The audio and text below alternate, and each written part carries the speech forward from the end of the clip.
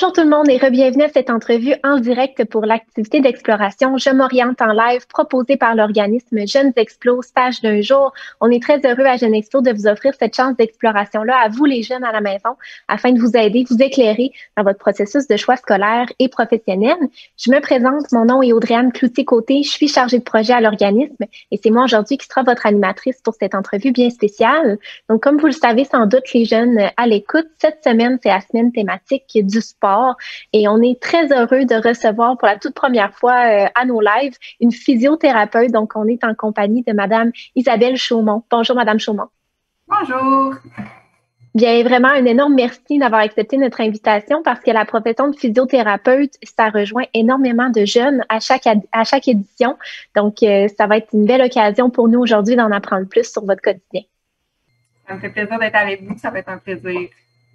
Je tiens à mentionner pour les jeunes à l'écoute, si vous avez des questions spécifiques pour notre physiothérapeute d'aujourd'hui, simplement les écrire en commentaire sous la vidéo, puis on tentera d'y répondre tout au long de l'entrevue. Donc, sans plus attendre, Madame Chaumont, pouvez-vous nous expliquer brièvement pourquoi vous avez accepté notre invitation, pourquoi vous voulez vous adresser à la jeunesse aujourd'hui? Excellent. En fait, c'est venu d'une collègue qui avait déjà participé, qui me parlait un petit peu de l'organisme puis du projet. J'ai trouvé ça vraiment intéressant. Et de mon côté, déjà à l'adolescence, en fait, je m'étais posé beaucoup de questions sur un peu comment j'allais allier mes deux grandes passions, soit vraiment le sport et l'activité physique. Donc, j'étais quelqu'un qui bougeait beaucoup, athlète moi-même à l'adolescence. Puis ma deuxième passion, qui était vraiment le corps humain, l'anatomie. Fait que déjà jeune, j'avais un certain intérêt. Donc, c'est ça, je m'étais mis à réfléchir comment j'allais ponctuer les deux choses ensemble, puis comment j'allais pouvoir évoluer sur le long terme dans un emploi qui me touche, puis qui est m'alimenter, puis m'intéresser. Donc, je trouve ça vraiment formidable de pouvoir répondre à des questions, puis peut-être influencer, puis aider les gens tout simplement. Tout à fait. Je suis sûre que ça va être très inspirant pour les jeunes qui, comme vous, ont un intérêt pour le volet sportif, le sport, puis aussi peut-être l'anatomie, la biologie. Je pense qu'effectivement, c'est un beau mix entre les deux, là, qui est votre profession. Est-ce que vous pouvez nous expliquer maintenant à quoi ça ressemble une journée type comme physiothérapeute? Oui, tout à fait. En fait, déjà en partant comme physiothérapeute, moi, mon objectif, le premier, c'est vraiment de permettre à mes patients d'être le plus fonctionnel possible, ce qui veut dire, dans le fond, être capable d'accomplir leurs activités dans leur quotidien. Donc, disons, être capable de danser, d'aller courir, pour un athlète d'être capable de participer à son prochain match de football, puis même pour certains patients d'être capable de travailler, de tenir leurs enfants dans leurs mains, etc. Fait que c'est vraiment d'accompagner les gens vers cette direction-là, être sans douleur. Fait qu'une journée type, grosso modo, je me présente en clinique, j'ai mon petit local à moi, je prends le temps d'aller ouvrir mes dossiers, fait qu'il y a un petit peu de portion assise à l'ordinateur. Puis ensuite de ça, c'est vraiment des rencontres de 30 à 60 minutes avec un patient à la fois. Puis, durant la rencontre, dans le fond, avec le patient, première chose, on va vraiment prendre le temps de discuter, savoir comment ça va, aller chercher une information pertinente pour la séance. Puis ensuite de ça, on procède au traitement. Au niveau des traitements, il y a beaucoup de variations qui sont possibles. Fait que ça, c'est en fait une partie qui est géniale. On a beaucoup de possibilités d'être créatifs et de créer puis d'innover selon l'objectif du patient. Mais les traitements vont toucher autant la prescription d'exercices, soit à la maison, soit en clinique. Ils vont toucher beaucoup à la portion d'éducation, qui est quand même vraiment importante et vraiment intéressante à faire aussi. Il y a toute la portion de traitement avec nos mains, parce que c'est vraiment un gros outil qu'on a, que ça touche les mobilisations, les manipulations, le relâchement, fait un petit peu de massothérapie dans tout ça. Donc, il y a beaucoup, beaucoup de variabilité, de choses qu'on peut aller chercher dépendamment du patient qu'on a avec nous. Donc, ça ressemble un petit peu à ça, ma journée. Puis, ben, dans le fond, les conditions vont vraiment varier. Fait que dans une journée, je peux traiter un genou, je peux traiter une cheville, ça peut être un cou. Donc, c'est très, très variable d'une fois à l'autre. Qui est quand même cool aussi pour toucher à plein de choses et éviter que ça soit redondant. Fait que voilà. Effectivement, c'est vraiment intéressant. Puis, ce qui me surprend aussi, c'est qu'il y a peut-être le présupposé de dire que les physiothérapeutes exercent surtout au niveau des sportifs, les athlètes. Mais de ce que je comprends, c'est que monsieur, madame, tout le monde peuvent avoir des problèmes de motricité et peut aller consulter un physio, là. Donc, c'est pas juste pour les grands athlètes. Vous pouvez aussi rencontrer d'autres types de clientèle. Exactement. En fait, tu as tout à fait raison d'affirmer le tout. En clinique, je prends l'exemple ici où je travaille, je vais avoir un tiers de clientèle qui est plus en lien avec des gens qui sont actifs, vraiment de tout âge. Fait que oui, je vais avoir l'athlète, disons, du sport-études, mais je vais aussi avoir, disons, Jacques de 45 ans qui aime courir les marathons. Fait que, il y a vraiment beaucoup de variabilité à ce niveau-là. J'ai un tiers que c'est plus en lien avec des accidents de la route, accidents de l'auto, accidents du travail, pardon. Donc, vraiment des présentations qui sont tout à fait différentes, des objectifs qui vont être différents aussi. Puis souvent, c'est des conditions qui sont qui sont différentes des sportifs tout simplement. Puis après ça, j'ai plus monsieur, madame, tout le monde qui veulent des fois, comme je vais être capable de prendre leur bébé dans leurs bras sans se blesser, être capable de faire les tâches du jardin, des choses comme ça. Fait que, comme je dis, il y a beaucoup de... C'est pas non juste des sportifs qu'on voit. Puis vous faites vraiment une différence très concrète dans la vie des gens. Vous améliorez leur quotidien. Vous contribuez carrément à leur bien-être au quotidien. Fait que je dirais que c'est une des belles choses de la physiothérapie. En fait, on touche directement la qualité de vie de la personne, la santé de la personne. Puis par le fait même, moi, j'aime dire qu'on touche aussi le bonheur des gens. J'ai toujours prends l'exemple de l'athlète parce que je me retrouvais beaucoup à ce moment-là, à l'adolescence, mais de dire, je suis capable d'aller jouer ma partie soccer, ça me rendait heureuse. Fait que c'est un peu la même chose avec les patients. Fait qu'il y a beaucoup de satisfaction au quotidien d'accompagner ces gens-là dans leurs objectifs, de permettre de réaliser ces objectifs-là favorablement. Fait que c'est un bel accompagnement, c'est vraiment présent.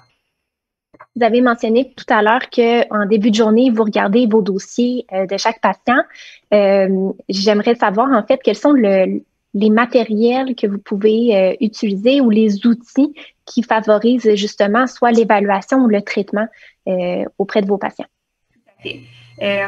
Ici, à la clinique, on est vraiment dans un contexte purement électronique qui est différent, dans le fond, d'une clinique à l'autre. Fait que ça va être difficile de montrer le support, malheureusement, sans brimer la confidentialité là, des noms puis des patients. Mais c'est une plateforme électronique. Fait que vraiment, on est capable de voir l'horaire, le nom de chaque personne avec les conditions pour lesquelles ils viennent consulter. Puis, il y a un fichier, dans le fond, avec chacune des notes. Fait que c'est vraiment comme ça que ça fonctionne. Ça s'appelle Clinic Master là, pour les intéressés. Puis, sinon, plus pour les cliniques fonctionne en version papier, à ce moment-là, on a toujours une fiche d'évaluation. Avec le nom, la condition, on est capable d'écrire vraiment qu'est-ce qui est arrivé à la personne, depuis quand il a mal, comment ça a évolué, qu'est-ce qui va augmenter sa douleur, qu'est-ce qui va diminuer sa douleur, le type de symptômes que la personne a. Donc, est-ce que ça brûle au niveau de l'épaule, est-ce que ça tire au niveau de l'épaule, ces choses-là. C'est vraiment des questionnaires papier qu'on complète avec le patient. Puis ensuite de ça, en fin de journée, comme après chaque rendez-vous, on va compléter une petite note, soit à l'ordinateur ou par écrit, pour dire un peu qu'est-ce qu'on a fait, est-ce que ça s'est amélioré, est-ce que ça s'est détérioré, c'est quoi nos recommandations, c'est quoi les exercices qu'on a prescrits, etc. C'est plus au niveau des outils. Là, malheureusement, je suis désolée pour pouvoir partager, mais voilà. Donc, il y a quand même une bonne rigueur là, derrière les processus en physiothérapie, là, justement, pour la tenue de dossier. C'est quand même du médical, d'une certaine façon, ce que vous faites. Donc, c'est important, justement, d'être rigoureux, puis d'avoir en note là, vraiment tout le dossier complet. Exactement. Ça fait partie, dans le fond, d'une des exigences. Donc, le physiothérapeute fait partie d'un ordre professionnel qu'on appelle l'OPPQ ici au Québec. Donc, en fait, pour maintenir le titre et pour pouvoir pratiquer, on est dans l'obligation de compléter, dans le fond, une tenue de dossier après chaque rendez-vous, pour chaque patient. Je dirais non seulement c'est une belle façon de s'assurer qu'on fait bien notre travail, s'assurer aussi que le patient évolue favorablement, mais c'est aussi un outil de communication, en fait, pour les différents professionnels de la santé, parce qu'en fait, le physiothérapeute travaille rarement seul. Il travaille beaucoup en collaboration avec d'autres professionnels de la santé. Ça permet d'échanger, puis justement, d'assurer un bon suivi, c'est un bel échange aussi au niveau des responsabilités. Il y a une question qui revient très fréquemment, à savoir avec qui, justement, est-ce que le physiothérapeute est amené à collaborer? C'est une excellente question. On va avoir la chance d'en parler un petit peu plus tard, mais il y a beaucoup de différents milieux de travail pour le physiothérapeute. Fait que si je prends plus la clinique privée, qui est souvent le domaine qu'on connaît un petit peu plus au niveau de la physiothérapie, on va travailler beaucoup avec le médecin de famille, la première personne, dans le contexte où c'est le médecin de famille qui va nous permettre de, entre autres, avoir des radiographies, des imageries diagnostiques, des choses comme ça, changer la médication. C'est beaucoup quelqu'un qu'on va collaborer, en fait, dans un contexte de retour au travail, d'accident de la route aussi. Sinon, plus directement, vraiment à même l'équipe, on va travailler avec une équipe de professionnels de la santé en lien avec la réadaptation, donc qui peut inclure ostéopathe, massothérapeute, kinésiologue, acupuncteur, chiropraticien, nutritionniste, puis même parfois des infirmiers, infirmières. Et en fait, j'oublie aussi les techniciens en réadaptation physique qui sont aussi membres de notre équipe. C'est quand même une très grosse équipe. Et, comme je dis, on travaille pas seul. On travaille pas seul. Non, c'est ça que je constate. Il y a vraiment une forte collaboration là, avec l'équipe multidisciplinaire, toujours dans la visée d'accorder le plus d'importance au patient, puis de l'accompagner là, dans sa réadaptation. Tout à fait. Le patient est toujours au centre de tout ça que je dis. Sinon, pour ce qui est plus du matériel, est-ce que vous avez quelques objets à nous présenter à l'écran pour qu'on puisse voir tout ça? Définitif. Le premier objet que je vais présenter, en fait, c'est un goniomètre. C'est un outil de mesure essentiellement pour déterminer la mobilité chez les patients. Ça ressemble à ça ici. On est capable de l'ouvrir, on peut faire tout le tour et tout ça. Donc, il y a vraiment deux branches au niveau du goniomètre. Une première branche qu'on va, disons, installer au niveau de l'épaule ici, puis qui va suivre vraiment le mouvement. Puis l'autre branche qui va rester plus au niveau du tronc. On est capable d'aller vraiment mesurer, disons, la mobilité au niveau de l'épaule. On a différents modèles. Il y a des petits goniomètres aussi qui existent pour les poignets. Puis il en existe même aussi pour les doigts, les oreilles et tout ça. C'est vraiment un outil de mesure qu'on a toujours dans notre quotidien, qu'on va utiliser vraiment fréquemment. Ça nous permet de voir, déjà en partant, c'est quoi la limitation de notre patient quand on le rencontre jour 1. Puis les jours subséquents, de savoir est-ce qu'il y a une évolution, est-ce que ça va mieux. Donc, c'est vraiment quelque chose qu'on voit beaucoup dans notre quotidien. Voilà. Sinon, au niveau des autres outils, je dirais l'autre plus spécial que des fois j'aime présenter, c'est le diapason qu'on a juste ici. Et ça, c'est un outil, en fait, qu'on utilise pour nous aider à savoir s'il y a une fracture, en fait. Okay. On sait que dans le cas d'un physiothérapeute, on est en première ligne, en fait, qui veut dire que le patient peut venir nous consulter sans avoir vu un médecin. Ce qui fait en sorte que des fois, on a des présentations, on a un gros spectre de présentation, ce n'est pas toujours des conditions qu'on peut traiter comme physiothérapeute. Donc, les fractures, qu'on sait qu'on a besoin d'une immobilisation, on a besoin d'un orthopédiste généralement impliqué, un médecin. Cet outil-là nous permet de vraiment diriger la personne vers le bon professionnel. Comment ça fonctionne? On vient donner un petit coup, en fait, au niveau du manche, ce qui permet d'aller chercher une vibration. On va ensuite appliquer vraiment la tige sur les différents os. Puis, la vibration, en fait, qui vient secouer, les fragments vont faire en sorte qu'il y ait de la douleur s'il y a une fracture ou pas de douleur quand il n'y a pas de fracture. Ça nous donne une petite idée vers qui on va référer si on suspecte une fracture, tout simplement. Voilà là, deux outils qu'on utilise dans notre quotidien comme physiothérapeute en clinique privée. C'est vraiment bien, surtout le deuxième objet que vous avez présenté. Dans le fond, on comprend qu'il y a certains actes qui sont réservés plus aux médecins et d'autres qui sont réservés plus aux physiothérapeutes. Donc, dans le cadre de votre travail au quotidien, ça peut arriver justement par le biais d'évaluations comme ça, quand on parle de fractures notamment, que à ce moment-là, ça serait vraiment de référer le plus côté médecine. Comme vous dites, ça prend d'autres spécialistes impliqués. Si on reprend l'exemple de la fracture, est-ce que vous pouvez, faire quand même un certain suivi en réadaptation une fois que le patient a été vu par le médecin? Tout à fait. En fait, généralement, si on prend la fracture typique, la personne va être immobilisée de 4 à 6 semaines dans un plâtre. Suivant, dans le fond, le retrait du plâtre, généralement, il y a moins de mobilité, il y a aussi une perte de force.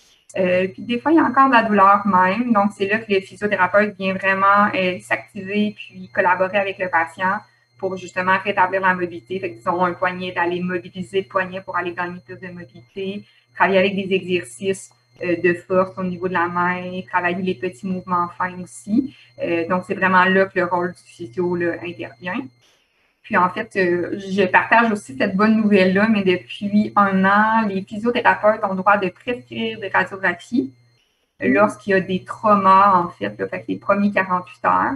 Fait que désormais, on est capable de diriger les gens pour confirmer si on suspecte une fracture, entre autres. Fait que c'est quand même vraiment chouette. On travaille beaucoup, beaucoup en collaboration avec le médecin à ce moment-là.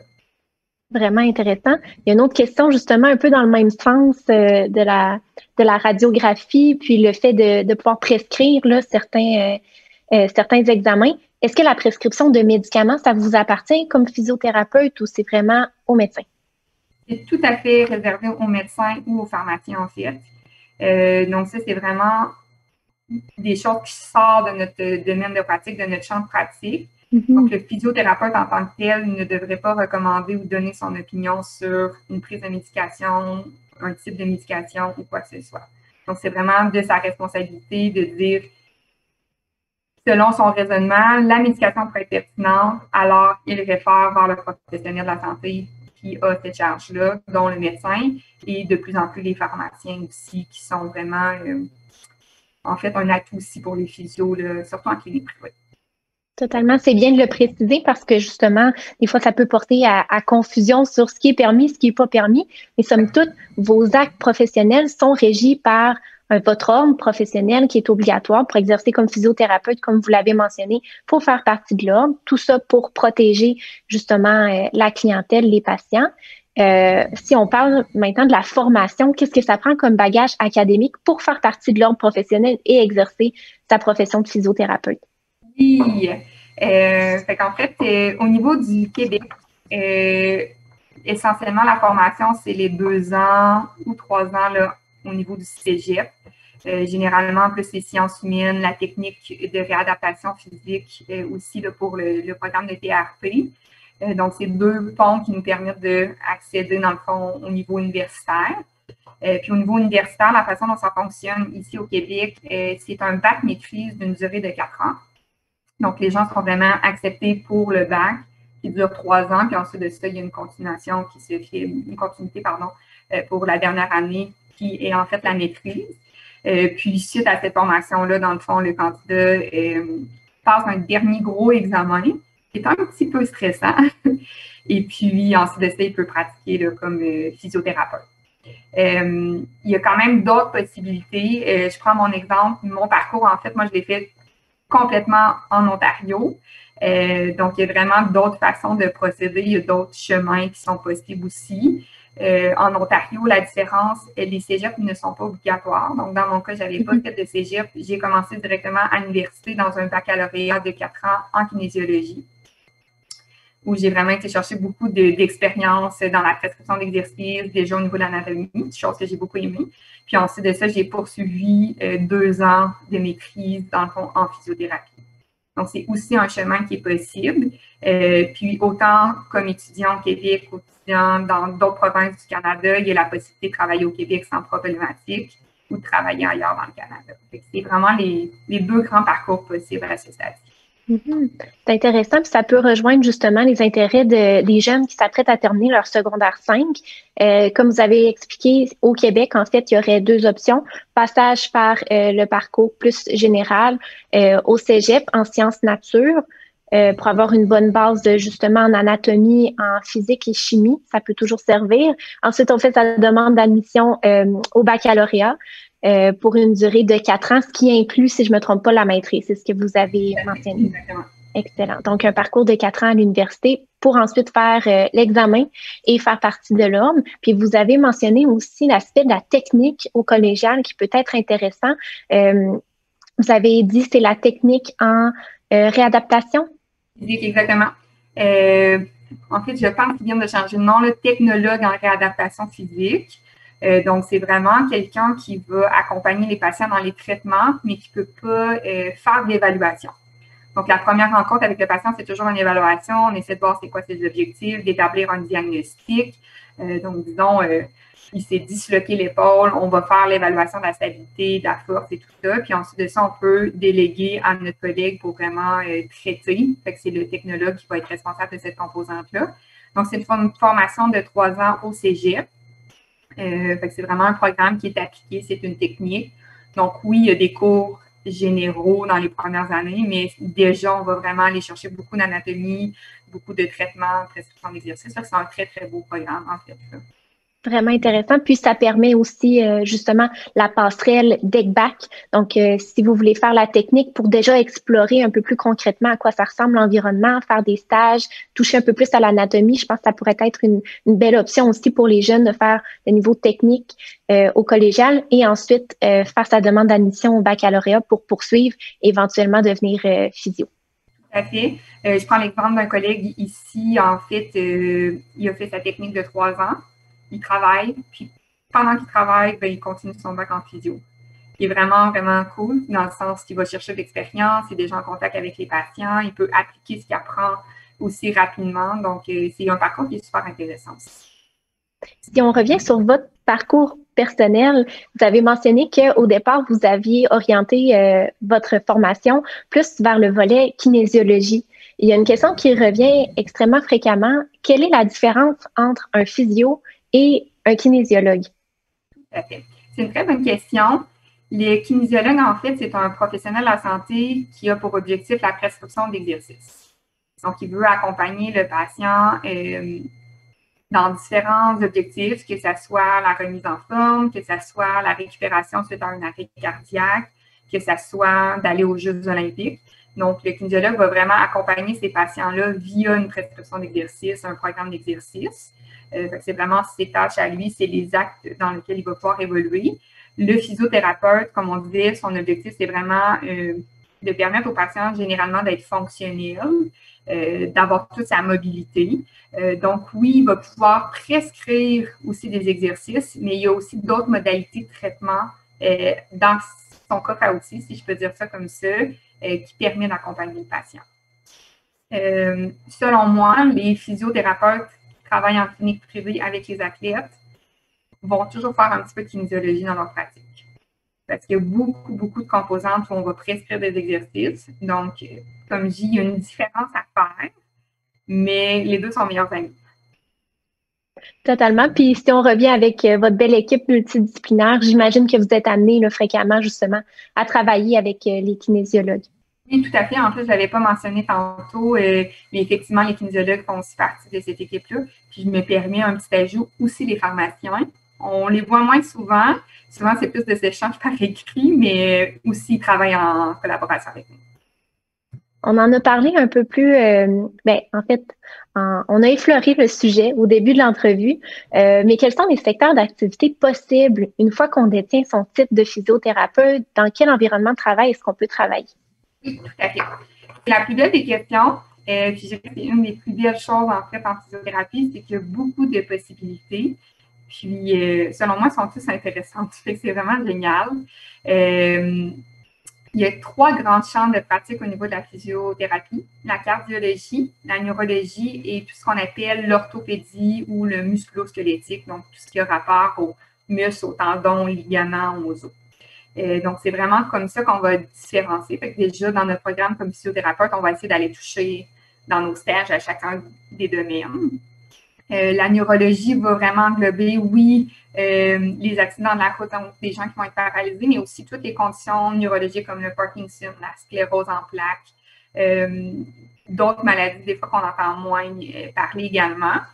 Donc, beaucoup dans l'accompagnement des gens pour limiter la progression de la pathologie ou des fois reprendre aussi le dessus sur le quotidien. Puis au niveau de la cardiologie, c'est vraiment tout ce qui est relié au cœur, au système cardiovasculaire. Fait que oui, ça peut être suite à un arrêt cardiaque, mais ça peut être aussi dans un contexte où on a une population vieillissante qui perd un petit peu cette capacité-là, fait comment l'accompagner. C'est vraiment les 3 grands champs. Il faut comprendre après ça qu'il y a beaucoup de différentes populations. Donc déjà, au niveau de l'enfance, on peut traiter uniquement des bébés, si on veut. On appelle ça de la pédiatrie. Ça va être vraiment différent que si on traite des adolescents, des enfants, des adultes ou même des personnes âgées, ce qu'on appelle la gériatrie. Et déjà, à partir de là, les objectifs sont différents.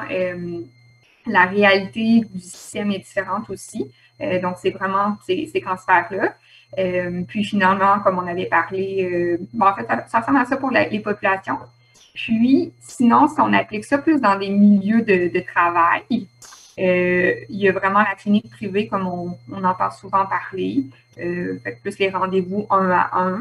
Sinon, le milieu hospitalier, c'est vraiment un grand employeur, en fait, qui va aller chercher beaucoup la cardiologie, la neurologie et aussi plus les personnes âgées. Fait que tout ça. Il y a la possibilité de faire du soutien à domicile, donc d'aller chez les gens, de voir comment ça se passe chez eux, d'aller travailler dans les marches avec eux pour voir comment ils sont capables de faire ces tâches-là.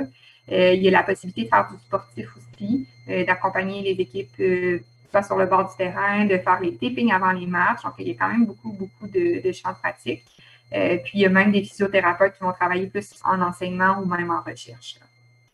C'est vraiment intéressant. Donc, selon la clientèle avec laquelle on souhaite travailler, selon l'environnement de travail aussi qui nous intéresse, que ce soit, comme vous dites, là, sur le bord du terrain avec les sportifs, que ce soit à domicile ou dans une clinique privée ou dans les hôpitaux, dans les milieux hospitaliers, c'est possible de trouver sa branche, puis que ça soit en lien avec nos intérêts. Et chose aussi particulièrement intéressante que vous avez nommée, c'est que souvent, on a le réflexe d'attribuer la fonction ou les traitements de physiothérapie aux articulations, par exemple le poignet, le genou, mais là, vous dites que ça va bien au-delà de ça. Donc, il y a au niveau cardio, puis il y a au niveau aussi neurologique, qui est vraiment fort intéressant.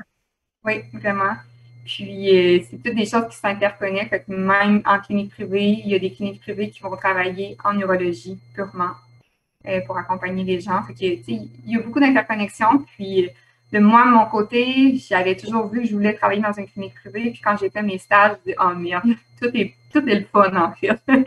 Comment, où je vais aller travailler plus tard. Fait que vraiment, on réalise des fois que c'est des domaines qu'on connaît moins, mais c'est vraiment intéressant, c'est stimulant, c'est vraiment plaisant. Ouais. Sur une dernière note, parce que c'est déjà la fin de l'entrevue, quels seraient vos meilleurs conseils à donner aux jeunes qui sont à l'écoute puis qui aimeraient poursuivre leur vocation vers la physiothérapie? Oui. Je dirais, je vais rentrer dans le côté un petit peu académique. Souvent, il y a des gens qui vont être stressés pour les notes de dire est-ce que je vais être capable de rentrer en physiothérapie. Moi, je dis juste foncez. Il y a toujours un chemin à prendre, peu importe c'est lequel. C'est le plus beau des métiers, c'est super dynamique. Puis vraiment, si vous avez cette ambition-là, ce petit intérêt au fond de vous, bien, foncez puis amusez-vous dans ce parcours-là. Bien, sur ces belles paroles de motivation, c'est ce qui met fait à notre entrevue d'aujourd'hui. Un énorme merci pour votre temps, Madame Chaumont. Ça a été un plaisir de vous recevoir. J'espère qu'à la maison, ça a pu vous éclairer par rapport à votre choix scolaire et professionnel. Encore une fois, un énorme merci. Puis les jeunes à la maison, on se revoit pour une prochaine entrevue. Merci.